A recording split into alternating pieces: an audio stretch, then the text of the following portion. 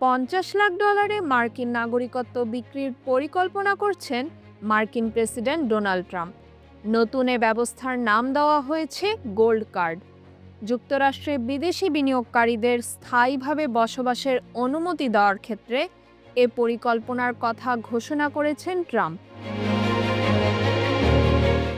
বিদেশি বিনিয়োগকারীদের জন্য বিদ্যমান EB-5 ভিসা কর্মসূচির জায়গায় নতুন এ পদ্ধতি ব্যবহার করা হবে এবং এটি মার্কিন নাগরিকত্ব পাওয়ার পথ সুগম করবে। প্রতিটি গোল্ড কার্ডের মূল্য ধরা হয়েছে বাংলাদেশি মুদ্রায় 60 কোটি টাকার বেশি। ট্রাম্প সাংবাদিকদের বলেন, গোল্ড কার্ড ব্যবস্থার আওতায় যুক্তরাষ্ট্রের স্থায়ী অধিবাসী হতে বিদেশি বিনিয়োগকারীদের বিপুল পরিমাণ অর্থ খরচ করতে হবে। এতে যুক্তরাষ্ট্রে কর্মসংস্থানের সৃষ্টি হবে।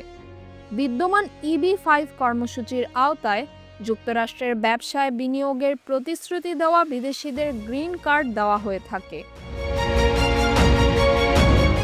ট্রাম্প বলেন, আমরা গোল্ড কার্ড বিক্রি করতে যাচ্ছি, আর সে কার্ডের মূল্য ধরা হবে $50 লাখ।